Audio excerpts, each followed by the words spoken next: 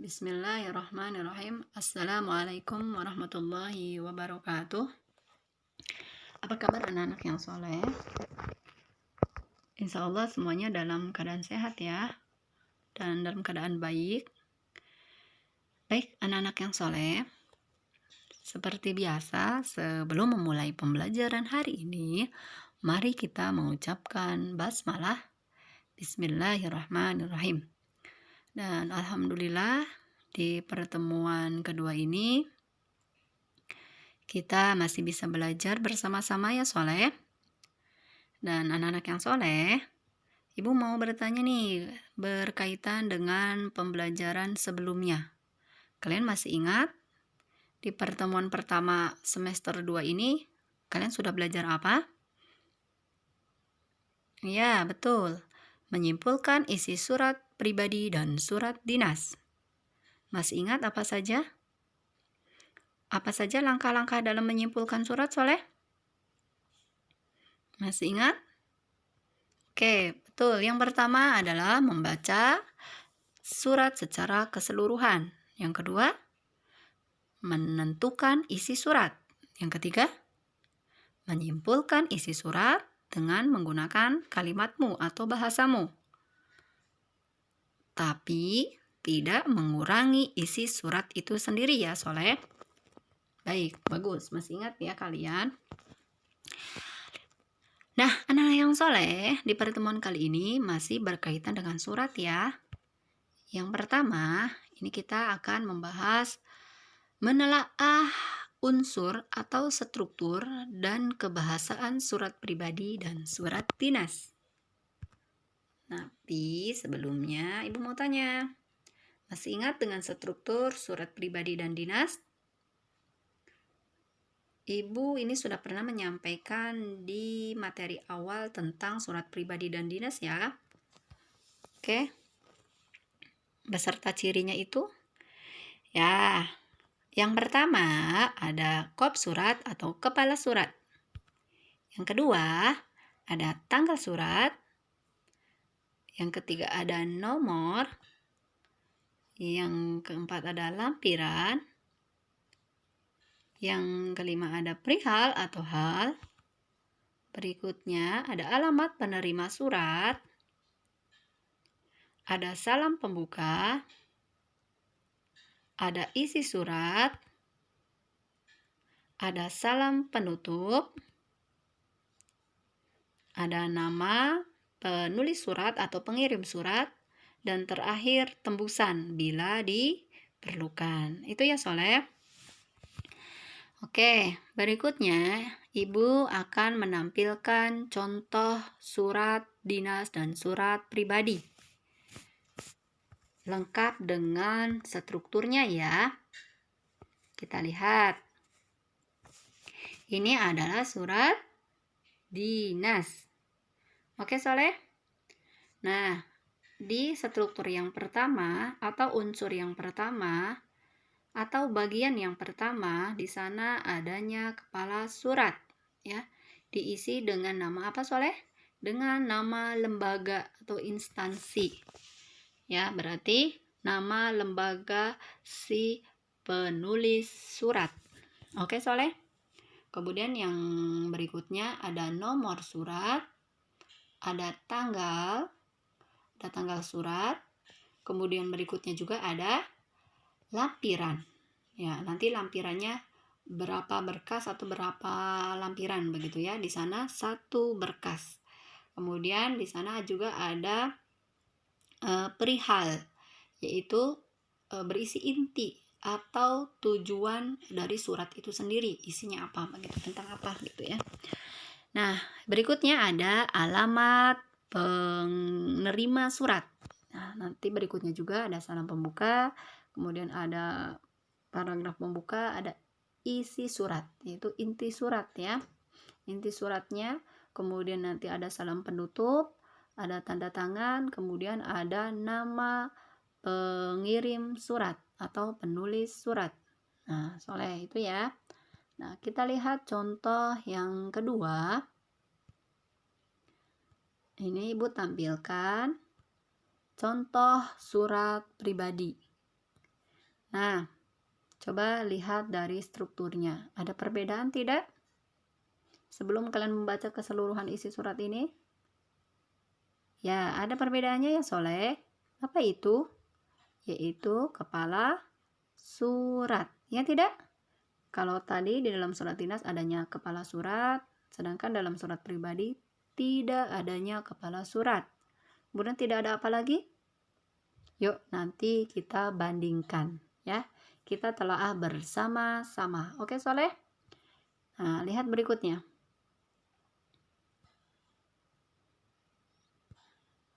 Nah, menelaah struktur surat pribadi dan dinas dengan membandingkan unsur atau struktur surat pribadi dan dinas. Nah, tadi sudah Ibu katakan ya, dalam surat pribadi tidak terdapat kop surat atau kepala surat. Sedangkan dalam surat dinas adanya kop surat atau kepala surat. Nah, berikutnya ada tanggal surat sampai nama pengirim surat dan tanda tangan. Kemudian kenapa ini titik-titik semua, Ibu? Nah, ini adalah tugasmu untuk menjawab atau mengisi titik-titik ini ya Soleh.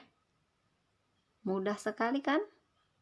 Kalian hanya menuliskan ada atau tidak ada, atau sama-sama ada, begitu ya. Oke Soleh? Nanti ini kalian buat tabel di buku latihan atau buku tugasmu ya, kemudian isikan seperti biasa ya, menulis dulu tugasnya, kemudian jawab, kemudian kalau sudah selesai ditulis, sudah selesai dijawab, fotokan dan kirimkan di link yang akan Ibu share gitu ya, akan Ibu kirimkan di WA group insya Allah. Begitu ya Soleh. Baik, berikutnya kita lihat ada apa lagi. Nah, ini yaitu unsur atau struktur surat dan alasan penulisannya. Kalau tadi membandingkan antara struktur surat dinas dan pribadi, sekarang kita lihat alasan penulisan dari setiap struktur. Ibu sengaja menuliskan hanya beberapa struktur saja ya, ada 4 struktur. Contoh, di sana ada tanggal surat. Kenapa harus adanya tanggal surat? Alasannya adalah agar pembaca tahu kapan penulis menulis surat. Begitu ya Soleh. Kemudian yang berikutnya, kenapa harus ada salam pembuka? Kenapa harus ada isi surat? Kenapa harus ada penutup surat? Nah, ini juga tugasmu ya Soleh. Nomor 2-nya, yaitu melengkapi, berikan alasan dari setiap bagian ini. Oke Soleh? Ya. Mudah ya. Oke, berikutnya kita lihat. Nah, ini sudah fokus menelaah kebahasaan surat pribadi dan surat dinas ya. Dengan cara kita membandingkan bahasa pada surat pribadi dan surat dinas. Kita lihat penggunaan bahasanya ya. Contoh, dalam surat pribadi, salam pembukanya itu di sana lebih santai, lebih ekspresif, lebih bersahabat kesannya begitu ya. Berbeda dengan surat dinas. Ya. Bahasa dalam surat dinas di sana lebih formal, lebih baku gitu ya. Karena apa? Ya memang karena masalah kedinasan gitu, harus formal, harus baku kata yang digunakannya. Baik anak-anak yang soleh, contoh salam pembuka, salam kangen. Santai banget kan, ekspresif begitu ya. Berbeda dengan ini, dengan hormat. Berikutnya, kalimat pembukanya, apa kabar Aim? Ini kan benar-benar lebih bersahabat begitu ya dengan si penerima surat ini. Berbeda dengan surat dinas. Ini bahasanya baku, formal begitu ya.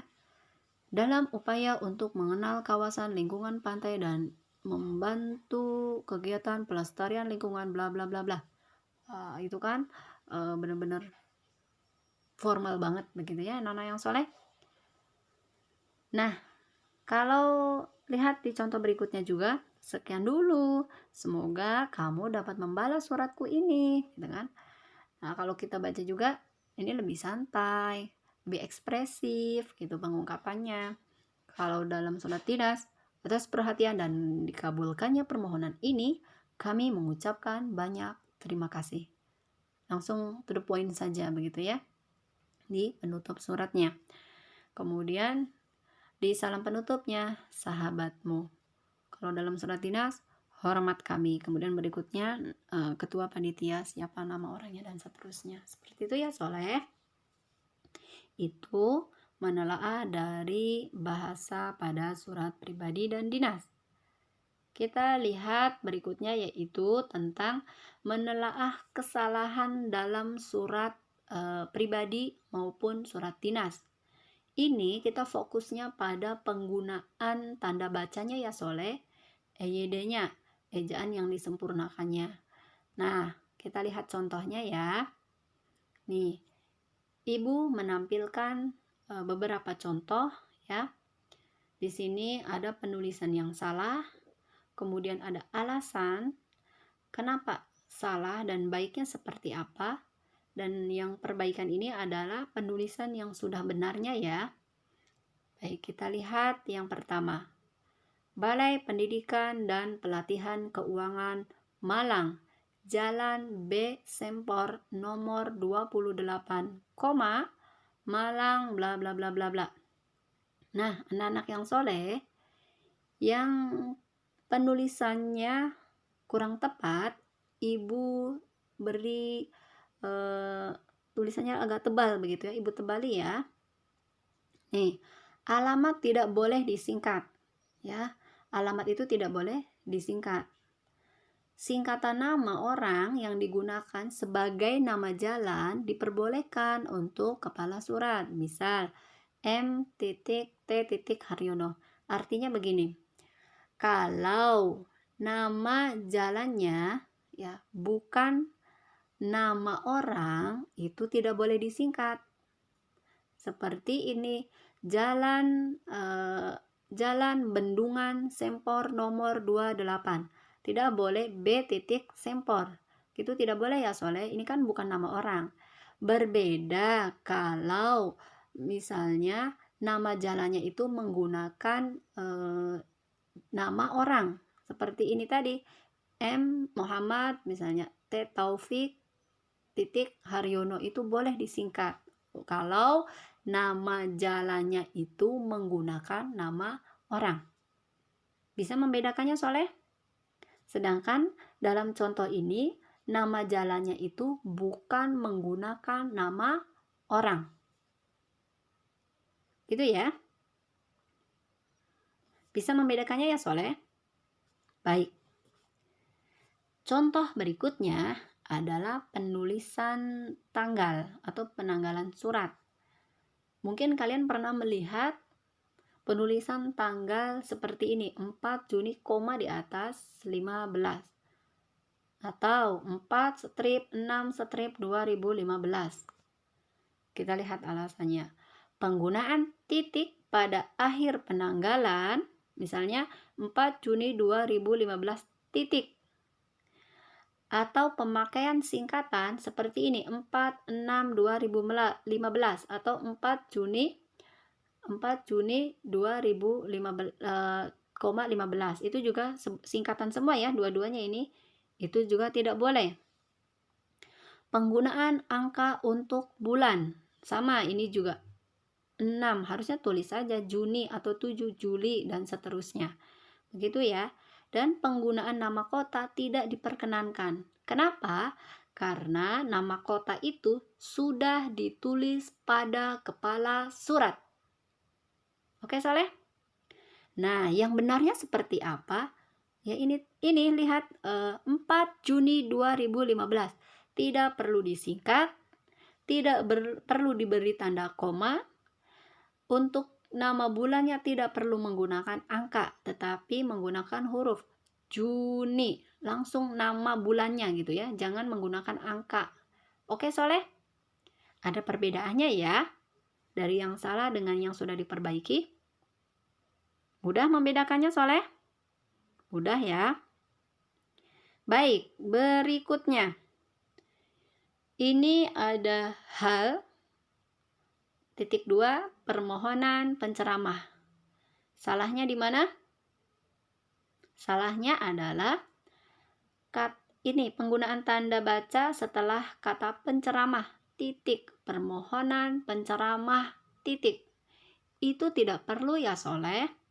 Oke? Karena ini bukan sebuah kalimat. Berikutnya.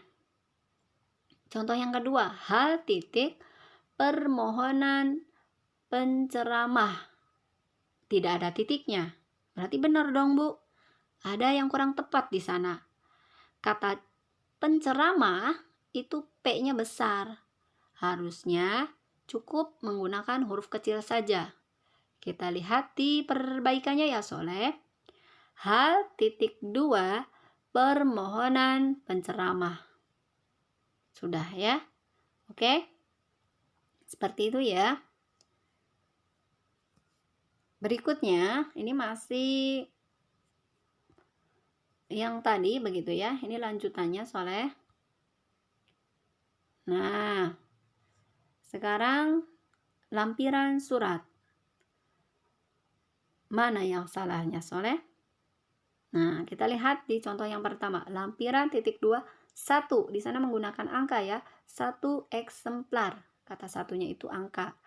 Baiknya adalah satunya itu bukan menggunakan angka, tetapi menggunakan kata, yaitu SATU, kan satu kata, 1 eksemplar. Nah, seperti itu ya, Soleh. Itu yang benarnya. Kalau yang kedua nih, contoh yang kedua, ini singkatan ya, titik 2, 1 eksemplar. Sudah benar nih, 1 eksemplar. Tapi ada yang salah di sana. Apa itu? Kalau singkatan harus diberi titik ya, Soleh.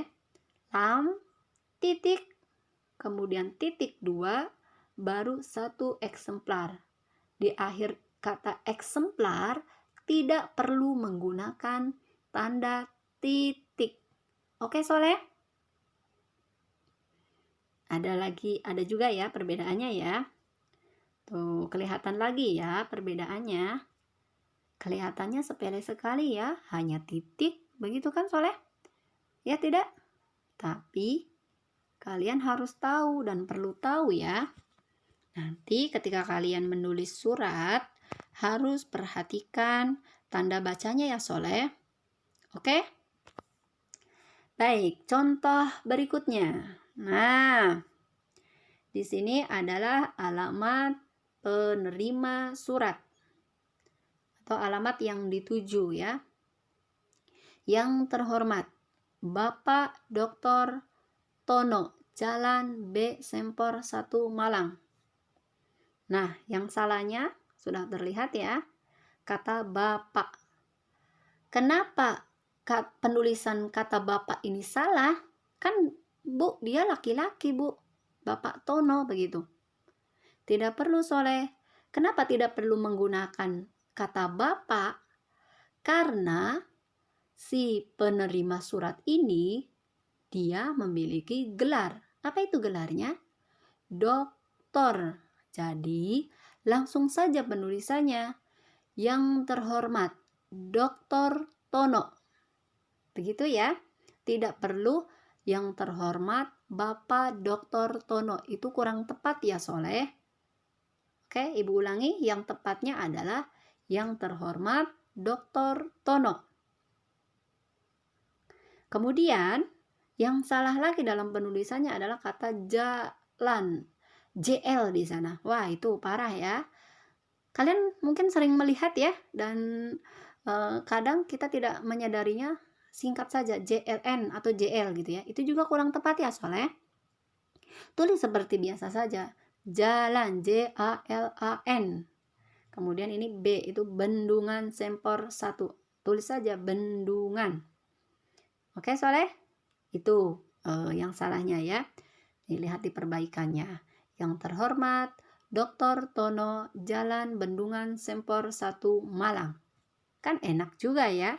Dibacanya juga enak dan dilihatnya juga enak begitu ya. Oke, ini penulisan yang benar. Kemudian coba yang kedua. Sama yang kedua juga ya, Soleh. Yang terhormat Bapak nih, lagi-lagi kata Bapak itu tidak perlu dituliskan. Cukup langsung gelarnya saja ya. Langsung pada gelar si penerima surat. Direktur Jenderal Pajak Jalan Bintaro Utama Sektor 5, Bintaro Jaya Tangerang Selatan. Berarti yang hilang di sana adalah kata Bapak. Oke, Saleh? Bisa membedakannya? Bisa ya? Baik, berikutnya Soleh. Di sini kesalahannya sangat sepele sekali begitu ya, bahkan tidak terlihat. Kalau kita lihat sepintas, sepertinya sudah benar, tidak ada yang salah. Penggunaan hurufnya juga benar, ya enggak? Isi surat nih. Kami segera memberitahu saudara, jika ada perubahan jadwal. Kalau kita lihat di kalimatnya, awal katanya benar menggunakan huruf kapital. Akhirnya benar ditandai dengan titik gitu ya. Di akhir kalimatnya diakhiri dengan titik. Terus yang salahnya mana? Yang salahnya adalah penggunaan koma ya. Ini seolah-olah ada dua kalimat. Padahal ini masih satu kalimat ya, masih mengandung satu makna ya, Soleh. Kami segera memberitahu saudara jika ada perubahan jadwal. Ya, berbeda nih ketika ada koma. Kami segera memberitahu saudara jika ada perubahan jadwal. Kan nggak enak juga ya ketika dibacanya. Jadi intonasinya juga akan sedikit berbeda. Kemudian bisa jadi akan sedikit merubah makna. Tapi kalau penggunaan komanya dihilangkan, ini masih memiliki satu makna ya, soalnya kami segera memberitahu saudara jika ada perubahan jadwal. Intinya pihak si penulis surat itu akan memberitahu jika ada perubahan jadwal. Seperti itu ya, Soleh. Oke, berikutnya pada penutup surat. Nah, kita lihat yang ibu tebali itu nama orang, Sasmita. Direktur Jenderal, buka kurung, Sasmita tutup kurung. Kenapa penulisan buka kurung tutup kurung itu disalahkan? Karena fungsi dari buka kurung dan tutup kurung itu fungsinya untuk sebuah pilihan ya, atau gitu ya, atau buka kurung tutup kurung ini memiliki makna atau. Oke, Soleh, memiliki makna apa? Memiliki makna atau. Sedangkan dalam surat ini direktur jenderalnya itu namanya adalah Sasmita gitu ya, bukan orang lain. Jadi penulisan yang benarnya adalah Direktur Jenderal, yaitu siapa? Penegasan namanya. Direktur Jenderal, nama jenderalnya itu siapa? Direkturnya itu namanya siapa? Yaitu namanya Sasmita. Gitu ya. Ini yang benarnya. Jadi yang dihilangkannya apa? Buka kurung dan tutup kurungnya itu dihilangkan, begitu ya. Oke, soalnya? Baik, itu yang pertama. Kemudian yang kedua, yang kurang tepat di sana apa, Soleh? Penggunaan garis miring. Ya. Hah? Itu kan benar, Bu. Biasanya SD sampai dengan. Sampai dengan itu juga yang benar adalah S titik D. Begitu ya, Soleh? Nah, coba kita lihat. Harusnya atas nama ya, A titik N titik. Kemudian di sini ada dua yang salah, yaitu nama orangnya juga. Dian Putri. Ini hurufnya besar semua. Ya. Kalau dalam sebuah kalimat, misalnya ada dalam sebuah kalimat kemudian ada penggunaan huruf kapital gitu ya, dua kata atau satu kata. Itu bisa memiliki makna dia penegasan, atau misalnya dalam sebuah kalimat itu hurufnya besar semua, bukan pada judul, itu bisa mengungkapkan sebuah kemarahan. Itu ya, soalnya Jadi kalau misalnya nih, kalian dapat SMS, kemudian SMS itu hurufnya kalimatnya itu menggunakan huruf kapital semua begitu ya. Kalian sedang misalnya, chatting dengan temanmu, kemudian, di dalam pembicaranya itu, kalimatnya itu menggunakan huruf kapital semua, itu juga bisa memiliki makna, marah begitu ya. Ini juga kurang tepat ya Soleh, dalam penulisan nama huruf tidak perlu menggunakan huruf kapital semua, kecuali memang, misalnya dalam sebuah judul, menggunakan huruf kapital semua itu boleh gitu ya. Kalau ini kan bukan judul ya. Nah, coba lihat atas nama Direktur Jenderal Dian Putri, cukup awal katanya saja ya. Memang kalau nama nama orang, nama kota itu awalnya harus menggunakan huruf kapital. Oke, Soleh? Sudah tahu ya nanti penggunaan huruf kapital. Oke, Soleh? Mudah ya membedakannya. Jadi penggunaan garis miring diubah menjadi menggunakan tanda titik. Kemudian huruf kapital ini diubah hanya awal katanya saja. Oke? Ya. Nah, berikutnya ini tugas yang nomor 3-nya. Tugas yang nomor 3 ini soalnya hanya satu Soleh. Nah, di sini ada penggalan surat. Tugasmu apa? Tugasmu hanya coba tentukan ya, mana penulisan alamat penerima surat yang benar. Nah, kalian silakan pilih yang A, B, C, atau D. Untuk melengkapi penggalan surat di atas, berikut penulisan alamat penerima surat yang benar adalah, nah yang mana ya? Silakan nanti dituliskan penggalan suratnya dan langsung jawabanmu. Misalnya jawabannya yang mana, tulis sampai akhir kalimat itu. Oke, Soleh? Dan tugasnya seperti biasa ya. Tadi yang sudah Ibu sampaikan di awal, ditulis di buku latihan atau buku tugas, kemudian difotokan lalu kirimkan di link yang akan Ibu bagikan di WA group. Oke, Soleh? Baik, anak-anak yang soleh, jika ada hal yang ingin ditanyakan berkaitan dengan pembahasan hari ini, boleh kalian tulis di WA group atau japri ke Ibu ya Soleh.